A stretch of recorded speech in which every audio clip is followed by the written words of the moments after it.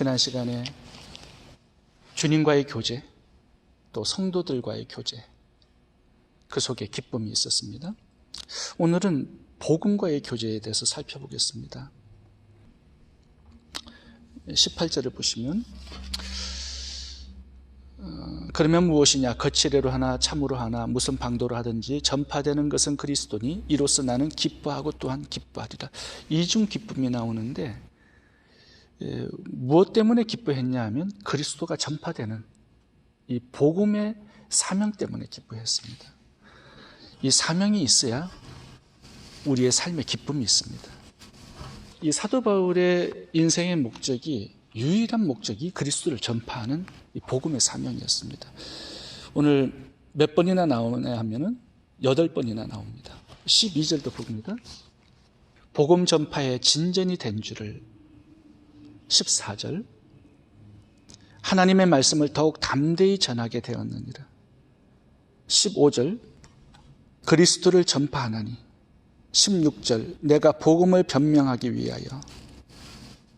17절 그리스도를 전파하느니라. 18절 전파되는 것은 그리스도니. 20절 살든지 죽든지 내 몸에서 그리스도가 종구이 되게 하려 하나니. 21절 내게 사는 것이 그리스도니. 이 그리스도를 전파하는 것, 그게 유일한 사도 바울의 인생의 목표였고 목적이었습니다. 그것이 그의 가장 큰 기쁨이었습니다. 우리도 마찬가지입니다. 구원하신 목적이 이 복음의 사명 때문에 그런 것이거든요. 그리스도를 전파하는 것이거든요. 그래서 구원의 목적을 회복해야 돼요. 인생의 목적을 회복해야 돼요. 그래야 기쁨이 있습니다. 우리를 구원하신 목적은 그리스도를 전파하는 복음의 사명인데 다른 목적으로 살아간다? 진정한 기쁨이 있을까요? 무슨 재미는 있겠죠? 쾌락을 쫓아 살면. 그러나 하나님 주시는 기쁨은 없습니다. 하나님이 기뻐하시는 인생이 될 때 하나님의 기쁨이 우리의 삶 속에 흘러넘치게 되는 것이죠. 사도 바울이 지금 감옥에는 있지만 감옥에서도 어떻게 하면 복음을 전파할까, 그리스도를 전파할까, 이 사명으로 마음이 가득 차 있습니다. 하나님의 기쁨이 그 사명 속에 들어있기 때문에 그 사명을 가진 인생은 기쁨이 있는 것이에요. 마태복음 10장을 보시면 먼저 그 나라와 그 의를 구하라. 그리하면 이 모든 것을 너희에게 더하여 주시겠다고 약속합니다. 그러니까 세상 사람들이 추구하는 이 모든 것을 우리는 복음의 사명을 따라가게 되면 하나님께서 더해 주시겠다라는 것이죠. 그 인생에 기쁨이 있는 것이죠. 행복이 있고. 복음의 사명에 집중하는 인생이 될 때 오늘 3가지 하나님께서 주시는 축복이 있습니다. 주님 주시는 3가지 축복. 첫 번째는 마음의 기쁨입니다. 마음의 기쁨. 18절 보시면 내가 기뻐하고 또한 기뻐하리라. 이 이중 기쁨은, 마음에 가득 채워지는 기쁨은 전파되는 것은 그리스도니 이로써 therefore 마음에 하나님의 기쁨이 충만하게 채워진다라는 것입니다. 누가복음 15장을 보시면 여기는 3가지 잃어버림과 3가지 찾음이 나옵니다. 목자가 잃어버린 양을 찾죠. 그 다음에 즐거이 어깨에 메고, 이 즐거움이라는 단어가 첫 번째 나옵니다. 그리고 동네 사람들을 불러서 잔치를 합니다. 한 마리 양값보다 더 많은 돈을 지출했어요. 근데 그게 기쁨이 된다라는 겁니다. 한 마리 찾은 그것이. 동네 사람들을 다 불러 모아서 기쁨을 가져요. 잃어버린 드라크마를 여인이 찾은 다음에 또 동네 잔치를 벌입니다. 한 드라크마보다 더 많은 돈이 들겠죠? 잃어버린 아들을 찾고 아버지가 동네 잔치를 벌입니다. 그러면서 계속 기쁨과 즐거움이라는 단어가 나오고 내가 기뻐하고 또 기뻐하리라, 이 단어가 나와요. 이중 기쁨, 최상의 기쁨이 나오죠. 그리고 천사들도 기뻐한대요. 하나님의 유일한 기쁨이 뭔지를 거기서 설명합니다. 동네 사람들을 다 불러 모을 만큼 기쁘다라는 거예요. 거기에 중요한 교훈이 하나 나오는데 다 기뻐합니다. 탕자도 기뻐하고 동네 사람들도 다 기뻐하고 하나님도 기뻐하고 천사들까지 기뻐해요. 근데 기뻐하지 않는 사람이 한 사람 나오죠. 탕자의 형이에요. 왜 기쁨이 없을까요? 왜 막 분노하고 왜 막 언어가 거칠어지고 왜 마음속에 어두움이 있었을까요? 통생을 찾지 않아요. 잃어버린 자의 영혼 구원에 관심이 없어요. 이런 사람은 기쁨이 없는 것입니다. 늘 불만족해요. 늘 마음에 어두움이 있어요. 원망이 있어요. 나는 왜 속 안 잡아줍니까? 나는 왜 복을 안 주십니까? 늘 분만이 있는 그 이유가 뭐냐면 사명이 없기 때문에 그런 것입니다. 영혼 구원에 그리스도를 전파하는 이 사명이 있을 때 기쁨이 나만 기쁜 게 아니에요. 내 주위에 있는 이웃들에게 다 기쁨이 되고 하나님 아버지에게 천국에 있는 모든 천사들에게 기쁨을 주는 그런 인생이 되는 것이죠. 우리의 마음속에 기쁨을 하나님께서 충만하게 채워주시는 것입니다. 왜 그럴까요? 우리가 구원받게 되면 성령이 우리 속에 내주하십니다. 근데 그 성령은 사명을 위한 목적으로 들어오신 거예요. 너희가 성령을 받으면 권능을 얻고 땅끝까지 내 증인이 되는 것입니다. 그 목적으로 들어오셨기 때문에 내가 증인의 삶을 살게 되면 성령 하나님께서 운행을 하세요. 나의 인생을 쓰신단 말이에요. 성령께서 왜 우리의 마음속에 기도 응답을 안 주시겠습니까? 왜 기쁨을 안 주시겠습니까? 왜 참된 만족을 안 주시겠습니까? 성령 하나님께서 나와 함께 동역하실 수 있도록 그리스도를 전파하는 사명의 인생이 되어야 합니다. 그럴 때 우리의 마음에는 참 만족과 기쁨이 있는 것입니다. 두 번째 보시면 환경에 기쁨을 주세요. 12절을 보겠습니다. 형제들아 나의 당한 일이 도리어 복음의 진보가 된 줄을 너희가 알기를 원하노라. 이게 나의 당한 일은 즉 감옥에 들어간 것입니다. 매 맞은 거예요. 착고에 차인 거예요. 자유롭지 못한 몸이 된 것입니다. 근데 오히려 이것이 복음의 확장이 되었다고 말씀합니다. 하나님께서 복음의 사명을 가지고 사는 사람에게는 환경을 복되게 하세요. 비록 그것이 감옥이라 할지라도 복음이 확장되는 그런 환경으로 사용하세요. 이제 그런 것을 통하여서 내 삶에 기쁨이 충만하게 하세요. 합력하여 선을 이루어주신단 말이에요. 그래서 복음의 목적을 가지고 사는 사람들에게는 이 나의 당한 모든 일들이 합력하여 선을 이루게 하시고 또 복음의 진보와 확장이 되게 하시며 결국 하나님이 영광을 받으세요. 내가 당한 그 환경이 이웃들에게 복이 되게 하세요. 기쁨이 되게 하세요. 많은 사람들이 하나님을 만나는 그런 기회가 될 수 있다고 말씀하는 것입니다. 어떻게 해서 그러면 사도 바울이 감옥에 갇힌 것이 오히려 복음의 진보와 확장이 될까요? 하나님 어떻게 해서 그 감옥이라는 환경을 사용해 주셨을까요?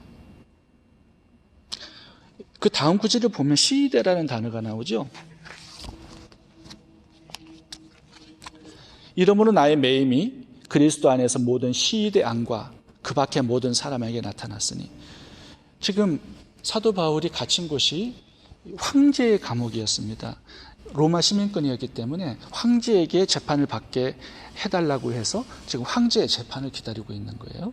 그래서 황제의 뜰 안에 있는 감옥에 갇혔습니다. 거기는 시위대가 교대로 바울을 감시해요. 경호를 합니다. 16,000명이에요. 황제의 시위대가. 근데 이 시위대는요, 황제의 목숨이 달려있기 때문에 전부 다 7인척들이 시위대가 되었습니다. 자, 이 사람들이 교대로 사도 바울을 지키고 있어요. 하루에 4차례 2명씩. 그러니까 8명씩 교대로 지금 한 3년 정도의 감옥 생활을 했었는데 1차 이제 감옥 생활이. 사도 바울이 옆에 있어요. 뭐 하겠어요? 사도 바울이 옆에 있는 간수들에게 복음을 전했겠죠. 상담해 줬겠죠. 또 기적이 막 일어나니까 아픈 사람 또 데리고 왔을 거예요. 소개해주고. 그러면서 복음이 지금 시대 안과 그 밖에 사람들에게 전파되었다라는 것입니다. 사도 바울을 통하여서 지금 황제의 시대 친인척들에게 복음이 전하신 거예요. 이거는 어마어마한 일이었습니다. 왜냐하면 이게 사도 바울이 죽고 200년이 흐른 다음에 BC 313년에 콘스탄틴 대제가 로마를 기독교 국교로 삼아요. 근데 그때는 벌써 이미 그의 어머니 가족들이 다 예수님을 믿는 기독교인이었어요. 콘스탄틴 대제도 나중에 영접하죠. 그 당시 기독교인이 7%였는데 이 7%가 거의 다 이 귀족들, 황제의 가족들이었습니다. 막강한 파워를 가진 기독교가 된 것입니다. 이게 무엇 때문에 이렇게 되었을까요? 사도 바울이 감옥에 갇힌 이것이 어떤 계기가 된 것입니다. 복음의 확장과 진보가 될 수 있도록 하나님께서는 사도 바울의 감옥을 그렇게 사용하신 거예요. 환경에 복을 주시는 거예요. 기쁨을 주시는 거예요. 하나님의 영광을 받으세요. 나의 환경을 통하여서도. 그 다음에 여기 보시면 뭐라고 나오냐면 14절 형제 중 다수가 나의 매임으로 말미암아 주 안에서 신뢰함으로 겁없이 하나님의 말씀을 더욱 담대히 전하게 되었느니라. 이제 사도 바울의 제자들 또 개척한 교회 성도들이 사도 바울이 갇혔으니까 복음 전파하는 사람이 없잖아요. 이제 대신해서 복음을 전파하는 사역자들이 되었다는 겁니다. 다수예요. 상당히 많은 사람들이. 근데 15절 16절 보면 어떤 사람은 분쟁으로 투기로 복음을 전파했다고 말씀하고 있습니다. 이게 무슨 말일까요? 그 당시에는 아볼로파, 베드로파, 예수파, 바울파 네 파로 갈라졌고 더 많은 파들이 있었을 겁니다. 이때는 사도 바울파가 장악을 하고 있었어요. 복음의 사역을. 이제 사도 바울이 갇혔으니까 이제 베드로파나 아볼로파가 우리가 이제 영향력을 행사할 때가 되었다고 해서 복음을 이제 막 전파한 거예요. 사도 바울의 영향력을 행사할 수 없도록. 이제 지금 투기로 시기로 복음을 전했는데 사도 바울은 어떻게 해서든지 그리스도가 전파되는 것을 나는 기뻐하고 기뻐한다라고 말씀하고 있는 것입니다. 사도 바울이 갇힘으로 인해서 더 복음이 엄청나게 확장이 되었다라고 말씀하고 있는 것입니다. 기쁨이 되는 거죠. 환경을 통한 기쁨을 하나님 주신 것입니다. 세 번째는 죽음이라는 단어가 두 번 나와요. 20절 21절에 보면 죽음. 근데 사도 바울은 감옥에 안 갇혔으면 일찍 죽었을 것입니다. 왜냐하면 사도 바울을 죽이려고 40명이 먹지도 않는 사람이 있었어요. 사도 바울을 죽이기 전까지는 우리 먹지 않겠다고 결단한 40명의 암살단들이 활동을 하고 있었습니다. 사도 바울이 복음을 전하고 다녔다면 언젠가는 일찍 순교를 했을 겁니다. 마지막 네 번째, 사도 바울은 이 감옥 안에서 총 5년의 시간을 보냈다고 학자들이 말하고 있는데요. 이 시간 동안에 이 서신서들을 기록합니다. 빌립보서, 에베소서, 빌레몬서, 골로새서를 비롯해서 상당히 많은 서신들이 사도 바울이 옥중에 있을 때 기록된 서신들입니다. 오늘날까지 이르러서 얼마나 복음의 큰 진보와 확장을 이루게 되었습니까? 하나님은 당한 일을 그 환경을 사용하십니다. 복음의 사역자들의 환경을. 어떤 고난, 어떤 역경, 그것이 하나님의 나라와 뜻과 영광을 위해 하나님께서 아름답게 사용해 주세요. 우리의 인생도 마찬가지입니다. 힘들고 어려운 역경, 고난, 실패, 망함, 그 모든 것이 합력하여 선을 이루게 하세요. 내 자신이 하나님의 복음을 위해서 인생을 드리고 살아갈 때 나만 쓰시는 게 아니라 내가 당한 모든 일들을 쓰셔서 복음의 진보와 확장을 이루게 하시고 또 하나님이 영광을 받으시게 하실 것입니다. 그것이 복음을 위해 인생을 살아가는 자들에게 주시는 하나님의 기쁨이고 은혜고 축복입니다. 세 번째, 영원한 기쁨을 주십니다.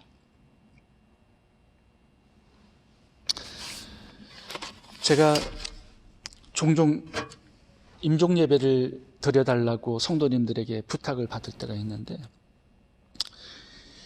우리 인생이 살아가는 것보다 더 무서울 때가 임종을 맞을 때입니다. 그때는요 확연하게 드러나요. 이 사람이 진짜 그리스도인인지 아닌지. 제가 여러 번 임종 예배를 드리면서 참 무섭다. 인생의 마지막이. 그러니까 영원으로 옮겨갈 때 그때 사람들이 다 두려워해요. 그런데 정말 두려워하는 사람이 있는데 잘못 사는 사람들입니다. 하나님의 뜻대로 살지 못한 사람들이에요. 이 사람들은 발부둥칩니다. 얼굴이 보면 엄청나게 험악해요. 얼굴이. 예수님을 믿고 구원받아서 하나님의 뜻을 위해서 살아간 사람들을 보면 평안합니다. 천사가 와서 참 빛나고 아름다운 모습들을 영안이 열려서 보는 사람들도 있는데, 제가 임종 예배를 드리러 갔던 한 분은 저승사자를 영안이 열려서 본 것 같아요.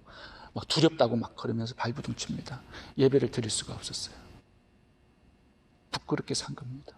자기 쾌락을 위해 사고 자기의 뜻을 위해서 살았습니다. 마음대로 산 거예요. 그러니 어떻게 됩니까? 부끄러운 인생 사니까 두려울 수밖에요. 하나님 만나는 게. 오늘 본문 한번 보겠습니다. 여기 보면 20절에 봐보세요. 소망을 따라 아무 일에든지 부끄러워하지 아니하고 지금도 전과 같이 온전히 담대하여 살든지 죽든지 내 몸에서 그리스도가 존귀하게 되게 하려 하나니. 그리스도가 존귀하게 되게 하기를 위해서 인생을 드렸던 사람들은요, 부끄럽지 않아요. 여기 보면 담대해요. 살든지 죽든지 상관없어요. 당당해요. 부끄럽지 않아요. 왜요? 자랑스럽고 영광스러운 인생이기 때문에. 내가 한 사람 두 사람 구원한 그게 문제가 아니에요. 하나님의 명령대로 뜻대로 내가 살았는가, 이게 중요해요. 복음을 전하다가 한 사람도 구원하지 못하고 죽을 수도 있어요. 선교사님들 보면 그런 사람 많아요. 그런데 내 삶의 목적, 내 마음의 동기, 그게 그리스도를 높이려고 하는 것이었는가? 하나님의 명령을 따라서 복음을 전하려고 했던 그런 삶이었는가가 중요합니다. 그런 삶은요, 1분을 살아도 부끄럽지 않아요. 근데 우리의 생애가 80년 동안에 구원받은 다음에 10년, 20년 그렇게 짧게 끝납니다. 근데 이것이 허망하게 끝난다면 정말 부끄러운 인생이 되는 거죠. 왜 구원해 주셨습니까? 자랑이 있는 인생, 뭔가 영광스러운 인생으로 바꿔주시기 위해서 우리를 구원하신 거잖아요. 허망한 삶에서 구원받아야 돼요. 쓸데없이 살았던 그 삶에서 구원받아야 돼요. 그리고 그리스도를 존귀하고 그리스도를 전파하는 이 복음의 가치 있는 인생으로, 하나님 기뻐하시는 인생으로 우리가 바뀌어지고 변화되어야 됩니다. 그래서 복음을 위해서 살아가는 그 시간, 드렸던 헌신, 드렸던 재물, 이 모든 것들이 나의 영광이 되고 나의 자랑이 되고 나의 상급이 되고 나의 면류관이 되게 하셔서 부끄럽지 않는 영원, 당당한 현재의 인생 살게 하시는 것입니다. 하나님은 마음의 기쁨도 충만하게 주세요. 우리의 환경도 모든 것을 합력하여 선을 이루셔서 기쁨을 충만하게 하십니다. 영혼까지 우리를 기쁘시게 하기 위해서 복음의 사명에 헌신하라고 하시는 것입니다. 그리스도를 존귀하게 만들어드리는, 높여드리는, 그리스도를 전파하는 남은 생애, 사명의 인생이 될 수 있기를 바랍니다. 기도하겠습니다.